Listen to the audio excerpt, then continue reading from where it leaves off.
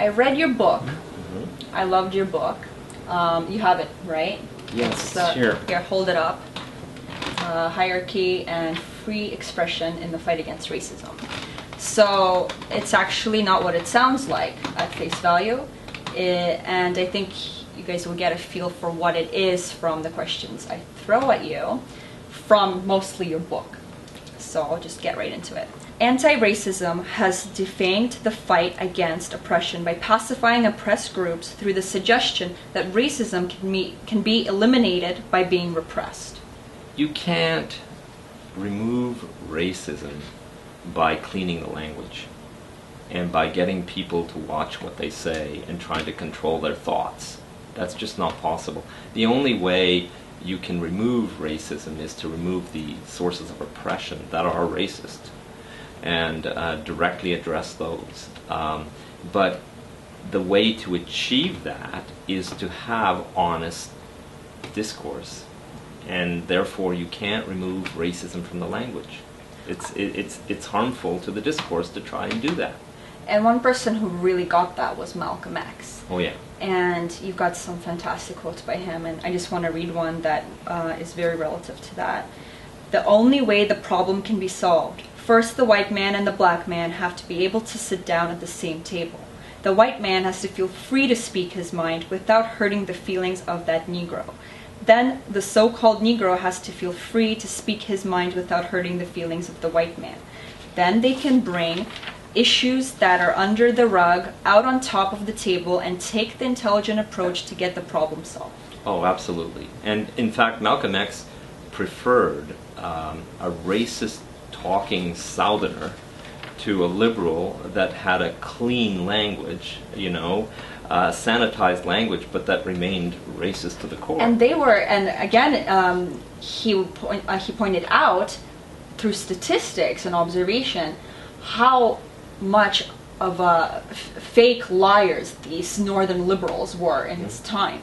And he said, Malcolm X pointed out that the very people fighting against racism, who he defined as white liberals, were quicker to move out of neighborhoods that became populated by blacks, while the assumed racist white Southerners stayed. Absolutely. Yeah, so he pointed out all of these things, and he was really keen on honest language and speaking straight up to each other.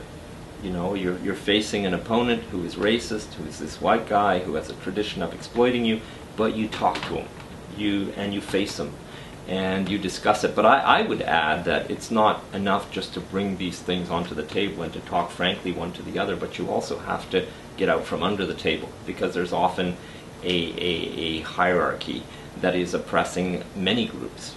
Power structures have an interest in utilizing racism in order to maintain their control. Racism is used by hierarchies of dominance as one of the tools to control people. Well, first of all, these hierarchies themselves are racist because they exploit and oppress peoples in other countries, largely based on race.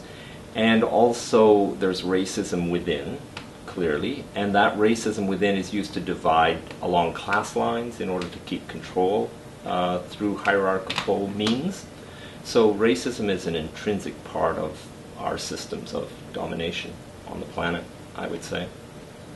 Force is sufficient only when its purpose is to exterminate.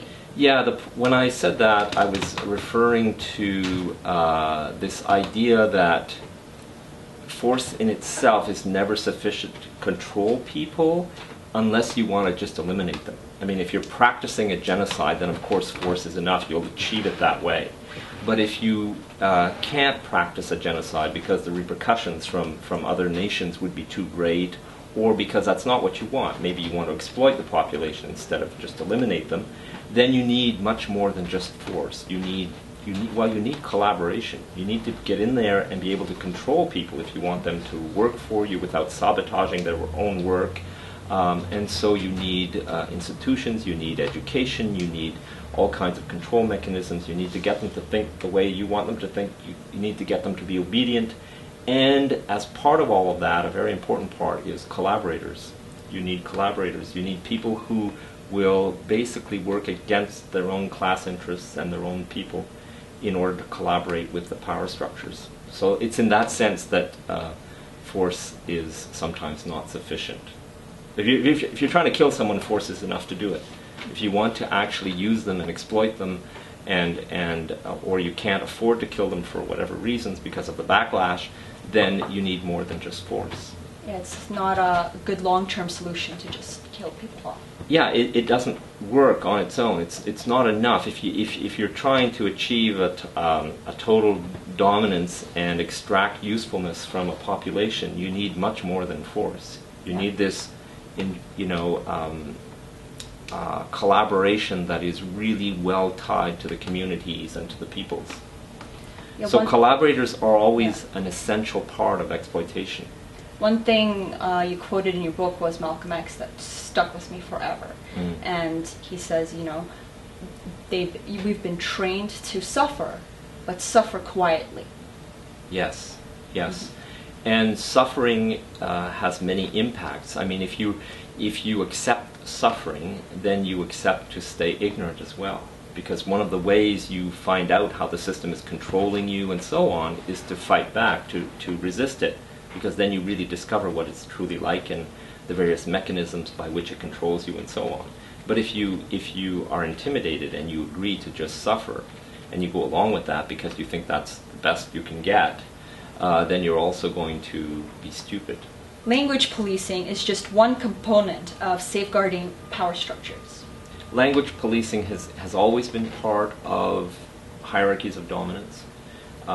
You can't say certain things, but also you can't use a certain language. You can't say things in a way. You can't say things in a way that will imply something that's dangerous to the system.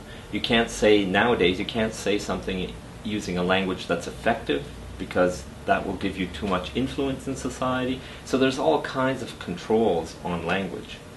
And one of the big controls on language is tied to this anti-racism. Great. So that's a great segue into the next question. Okay, great, yeah. The anti-racism establishment preaches equality and tolerance. Ironically, it is intolerant of diversity of thought and free speech. Yeah, that's something that Mahdi, the person who wrote the introduction to my book, said, which I agree with. That's right. There is a kind of a dishonesty there, because the system at the same time is saying it's against racism, but it's a very intrinsically racist system.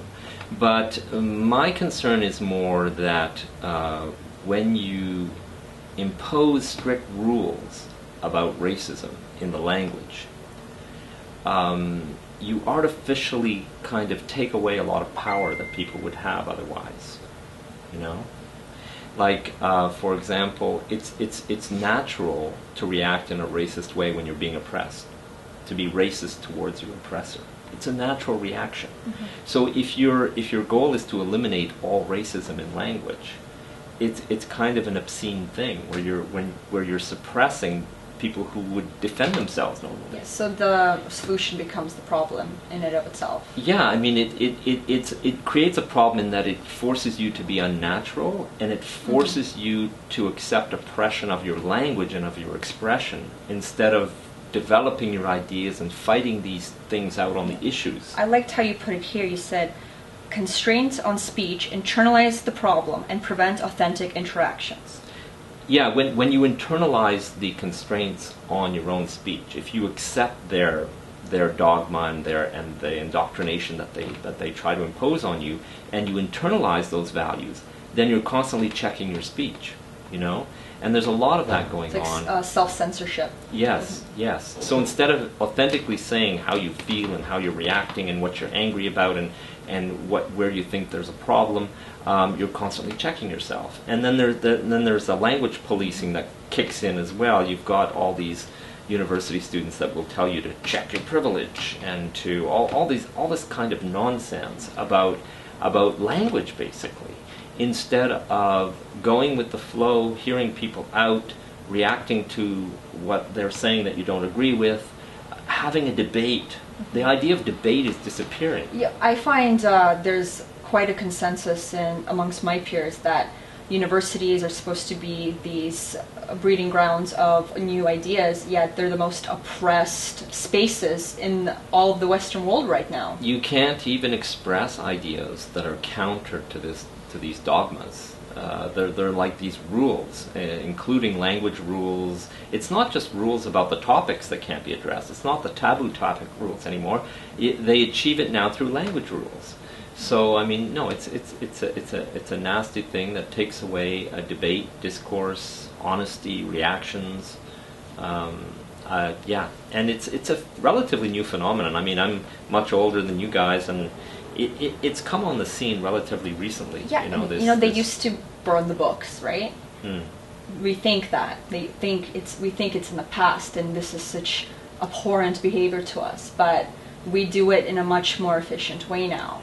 And I have a great quote from Lars von Trier, and it goes, "Society demonstrates its impotence in the face of a concrete problem by removing words from language. The book burners have nothing on modern society." Hmm. Well, we certainly continue to burn books. I mean, we burn websites. We burn links. Links are now becoming, the courts are deciding that links are not allowed. Certain links are not allowed. You can't even link to something. Yeah, look at Barry Brown. Mm-hmm. He linked to information. Right. Well, look what's happening to him. Right. There was a crazy case in Montreal recently where a teacher linked to a site, which from there, 3 links away, you could get to a site for ISIS.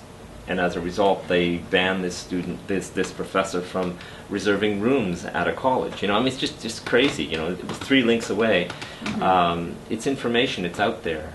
It's reality. It's things that students can study, can have judgment about, can talk about in class and to their colleagues. So that's the kind of nastiness that we're involved with. It's just like burning books. Now, I want to talk about the oppressed group specifically as well. Mm. And you go into that quite deeply into your book. And I love this quote. "Basic rights are violated by the system under the pretext of defending the basic rights of more obedient subjects." Sure. It's this crazy notion that rights are balanced. That you have your right until you infringe on other people's rights. It's not true. It's a fallacy. It's a kind of sophistry. I mean, you have rights, you have right, and you have wrong. It's 3 different things. Okay. And a right is a right if it's a right. And doing something wrong, where you're harming others and so on, that is a separate question than your right. It doesn't take away your right. A right is by definition, if it's going to make any sense at all, if you're going to have a right as an individual in a dominance hierarchy, then it's absolute. Uncle Toms keep us under control. They keep us passive and peaceful and non-violent. And he goes on to say things like, "You don't know what's happening because someone has taught you to suffer. Suffer peacefully." And I mentioned that earlier because I'm never going to forget that quote in my life. Right. No, that's right. The collaborators are central to all of this. They couldn't run a society, a class-structured society like this without collaborators. So they're an essential part. And I find even the mainstream entertainment is now acknowledging this. You see the Django movie, and you have the House Negro, and you have the Field Negroes. Yes. And he's an obvious villain in the movie, the House Negro. Yes. And yet there's still so much pushback for honest concepts like that from the liberal society that we are in Yeah, so right the now. concept is now being acknowledged in the mainstream, but it hasn't been brought into the modern historic era. Present-day institutions within the educational system, the role of the educational network in creating these collaborators, how you bring them into the fold, how you indoctrinate them, how you select them. That obviously is not in the mainstream yet. In fact, the collaborators themselves are very protective of their privilege, their relative privilege, and of their role in society, and they will attack you and go after you if you try to point them out, point out their role and what they're about and so on. I'm going to read one last thing from Malcolm X, and everybody listening to this, I hope you get the same image in your mind when I finish reading it, and I'll point out who comes to mind when I read this quote. The slave master took Tom and dressed him well, and fed him well, and even gave him a little education. A little education. Gave him a long coat and a top hat, and made all the other slaves look up to him. Then he used Tom to control them. The same strategy was used in those days as used today by the same white man. He takes a Negro, a so-called Negro, and makes him a prominent, builds him up, publicizes him, makes him a celebrity, and then he becomes a spokesman for Negroes and a Negro leader. Mm-hmm. Gee, I wonder who that is today. Mm-hmm. Someone we all know, and we've all seen, and we see all the time on television. But the concept applies to any group that you want to exploit, whether it's women or any nationality, you know, or lesbian, gay, transgender, Aboriginal peoples in Canada, as you say. So just whichever group you want to exploit, that's the model. You need collaborators, and you bring them into the fold, and they're the ones most able to achieve what needs to be achieved with regards to controlling that group. I want to talk about liberation. Let's end on a positive note, if there is one. So you state in your writing, relearn the system that controls us by opposing it. What do you think is the best way to oppose these issues that have been brought up? Well, you can only fight your own oppression. That's one of the things that I've learned from Paulo Freire, from his work, from his masterful work. You can only fight your own oppression. So you have to identify that oppression, and the system, our modern education trains us to not be in contact with how we are being oppressed and who our oppressor is. So it's a real chore for us educated middle class people to even come to the point where you recognize who's oppressing you and what your oppression is. So it's not going to come from law or your government. Well, as I say, you have to identify that oppression, the thing that has harmed you most and that keeps you down, and then find a way to fight it. And it usually means fighting institutions that control your life. Fighting the bosses is a way to say it. Finding whatever. Whatever is happening to you, that is, you start with the most egregious, the thing that you come to identify that is harming you the most, and then you go for it. I love this quote as well. Liberation has never come from asking the dominant group to be more accommodating. And that really resonates with me. I love that. I just did a video about, it's called Why Minorities Should Hate the State. And I question why minorities ask for their rights. They ask for their rights from the government. They may in some ways hate the police and hate the arms of the government, but they love their president, or they love their welfare state, they love their institutions. And it's a contradictory mentality, because who are the people that oppressed you in the first place? Well, it's a childlike way of thinking, and it's the child wanting protection from a paternalistic system. And so you're wanting these guarantees in institutions. You're wanting these laws to protect you. You're wanting all of these things to protect you from the abuses of the system itself. So you're wanting the system to provide the protection against its abuses. It's kind of a nonsensical thing. What you need to do instead is directly oppose when you're being harmed in that way by the system, and directly challenge it and attack it, instead of going through some kind of odd back door where you're asking the system not to be quite as violent against you. Yeah, and the favorite thing, and one of my favorite things in the book was only the oppressed can liberate themselves. And you said that earlier, and I'm just going to say it again. Yeah. Only the oppressed can liberate themselves. And Paulo Freire explains that in history there are some very rare exceptions that prove that rule. But he really firmly believes, and I've come to believe this too, that you can only fight your own oppression. Only you can do it. So the slaves will be liberating the slaves, nobody else. It's their resistance, it's their attitude, it's their way to sabotage, it's their way to persist that will ultimately put an end to slavery, nothing else. And that will, you can bring in collaborators sometimes. It does exist, like interclass collaborators and so on. Maybe collaborate is not the right word, but people who are truly in solidarity with you, who are willing to risk a lot themselves to be on the side of justice. This does exist, but it's the minority and it's the exception. It's mainly the oppressed group that has to defend themselves. So if it's a certain middle class that is losing advantages and so on, well, they're the ones that have to speak up for themselves, and so on. Well, even homeless people are the only ones that really can make a difference when it comes to homeless people. I completely agree. Yeah. I think asking permission and asking for genuine help is an illusion. I don't think you can. I think within a community, that's a truth. I think in a top-down system that we have today, any help you receive from the top down is a complete illusion, and it never leads to your liberation, ever. I ran afraid of shadows over me. Slowly they would get under my skin.